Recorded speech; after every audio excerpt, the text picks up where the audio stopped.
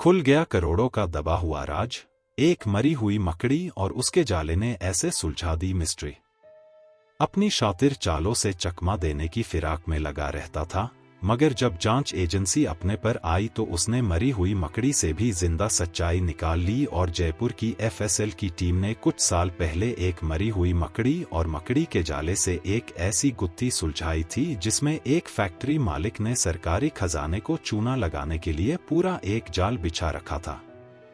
मगर कहते हैं कि फिल्में हमारे समाज का ही तो आईना है, यानी जो कुछ भी फिल्म में दिखाया जाता है वो हमारे इर्द गिर्द होने वाले किसी घटना से ही तो उठाया जाता है।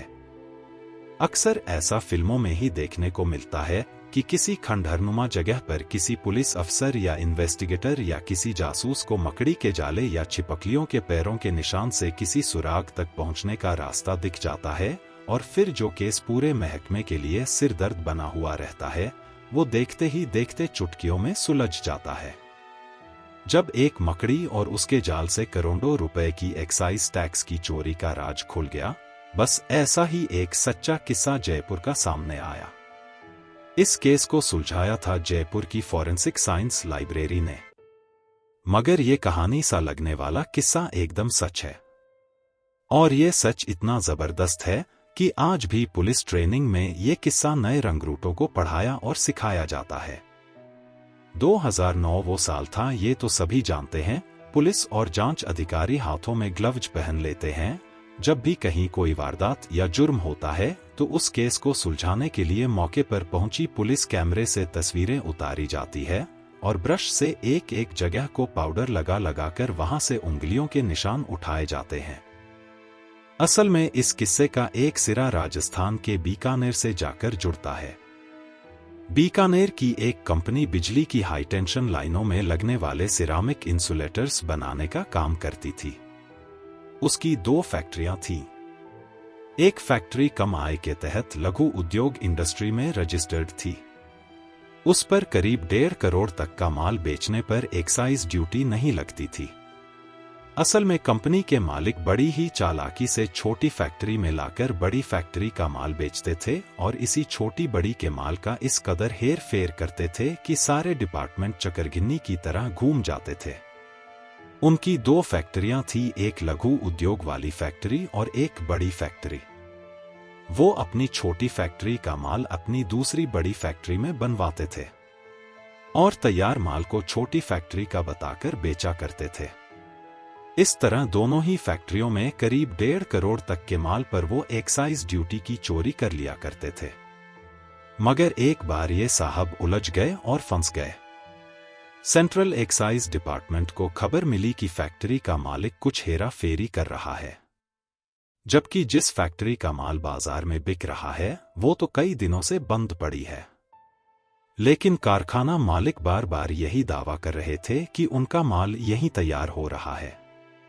असलियत ये थी कि उत्पाद शुल्क बचाने की नीयत से मालिक माल इसी फैक्ट्री में बनना बता रहे थे। फरवरी 2009 को सेंट्रल एक्साइज डिपार्टमेंट की टीम ने फैक्ट्री पर छापा मारा। जब टीम मौके पर पहुंची तो पाया कि कंपनी देखने में ही काफी समय से बंद लग रही थी। पूछने पर कंपनी के मालिक ने बताया कि मशीनरी में खराबी आ जाने के कारण बीते 8 से 10 दिन से काम नहीं हो रहा। लेकिन टीम को कंपनी में लगी मशीनों पर जमी धूल मिट्टी, गंदगी और फर्श आदि पर पैरों के निशान न देखकर स्पष्ट लग रहा था कि यह कई महीनों से बंद पड़ी है। टीम को इसे साबित भी करना था, जिसके लिए पुख्ता सबूत भी चाहिए थे। कई बार बारीकी से छानबीन करने पर भी जांच टीम के हाथ खाली ही रहे। कोई भी ऐसी जानकारी हाथ नहीं लगी जो फैक्ट्री मालिक को शिकंजे पर ला सके, क्योंकि फैक्ट्री मालिक के पास एक्साइज टीम के हर सवाल का जवाब मौजूद था। मसलन जब उनसे पूछा गया कि फैक्ट्री अगर सिर्फ 8 से 10 दिन से बंद है तो फिर इसमें इतनी रेत क्यों जमी है, इस पर उनका जवाब होता था कि आसपास का रेतीला इलाका होने की वजह से तेज हवाओं के साथ धूल मिट्टी उड़ती रहती है और वो जमा हो जाती है। अगर 2 दिन भी यूं छोड़ दो तो धूल की खासी मोटी परत जम जाती है। फैक्ट्री के भीतर मशीनों के ऊपर लगे मकड़ियों के जाले के बारे में उनका तर्क यही होता था कि ऐसी कई मकड़ियां हैं जो रोज रोज जाल बुनती रहती हैं। अगर जाला हटा भी दो तो भी वो बना लेती हैं। मशीनों की बंजर सी हालत के बारे में भी उनके जवाब पर सवालिया निशान लगाने हालत के बारे में वह बता ही चुके थे कि तकनीकी खराबी आने के कारण यूनिट बंद पड़ी है। सेंट्रल एक्साइज डिपार्टमेंट की टीम को निरीक्षण करने के बावजूद कोई पुख्ता सबूत हाथ नहीं लगे। ऐसे में टीम को बैरंग ही लौटना पड़ा। ऐसे में जांच अधिकारियों ने बीकानेर की मोबाइल एफएसएल टीम की भी मदद ली। एफएसएल टीम ने फैक्ट्री का जायजा लिया, एक एक मशीन को हर तरह से खंगाला। ट्रॉली व्हील, पटरी, इलेक्ट्रिक पैनल और बोर्ड समेत सारी चीजों के फोटो और नमूने उठाए। हर जगह धूल की मोटी परत जमी हुई मिली। हालांकि इन सबूतों से कुछ भी अंदाजा नहीं मिल सका कि आखिर ये फैक्ट्री कब से बंद हो सकती है। इसके बाद जयपुर एफएसएल के उस वक्त के डायरेक्टर डॉक्टर बीबी अरोड़ा के निर्देश पर क्राइम सीन के इंचार्ज ने मौके का मुआयना किया।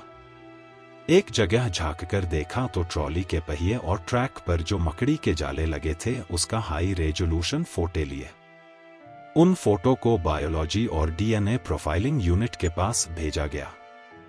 सबूतों पर स्टडी शुरू की गई ताकि ये साबित हो सके कि फैक्ट्री आखिर कब से बंद है। गहराई से छानबीन शुरू हुई तो पता चला कि राजस्थान में बीकानेर इलाके में ऐसी मकड़ियां पाई जाती हैं जो अपने पूरे जीवन काल में सिर्फ एक बार ही जाला बनाती हैं। ये जानकारी और रिसर्च की बुनियाद पर एफएसएल टीम ने पाया कि यह एक खास प्रजाति की आर्टिमा एटलांटा मकड़ी, आर्टिमा एटलांटा स्पाइडर थी। तब फैक्ट्री में मरी हुई मिली मकड़ी के नमूने को मंगवाया गया। फॉरेंसिक साइंस में एक तकनीक होती है फॉरेंसिक एंटोमोलॉजी। इस तकनीक का इस्तेमाल मकड़ी की मौत का समय और जगह का पता लगाने में किया जाता है। मृत्यु कब हुई यह शरीर के अलग अलग हिस्सों के खराब होने के चरणों का पता लगता है। मकड़ी के जाल में फंसे खोल, उसके शरीर के बचे हुए हिस्से और बालों की माइक्रोस्कोपिक जांच में इसकी प्रजाति की पुष्टि हुई। तभी ये तथ्य भी सामने आया कि जो मकड़ी वहां मरी मिली असल में उसने अपनी पूरी उम्र जी ली थी। उस बीच मकड़ी को किसी दूसरे परभक्षी यानी प्रीडेटर ने नहीं मारा था। इन मकड़ियों की उम्र आमतौर पर 130 से 140 दिनों तक की ही होती है। मतलब साफ था कि उस मकड़ी ने वहां 3-4 महीने पहले ही जाला बना लिया था। इस आधार पर एक रिपोर्ट तैयार हुई और उस रिपोर्ट में लिखा था कि कंपनी जिसे 8 से 10 दिन से बंद बताया जा रहा असल में वो कम से कम 3 महीने से तो बंद है ही। टीम ने अपने इस अहम सबूत के दम पर कंपनी की चालबाजी और गोरख धंधे को कोर्ट में साबित भी किया। जांच टीम ने यह भी बताया कि मकड़ी की हर प्रजाति के जाले बनाने का पैटर्न हाथों के फिंगरप्रिंट्स और आंखों के रेटिना की तरह एकदम यूनिक होता है।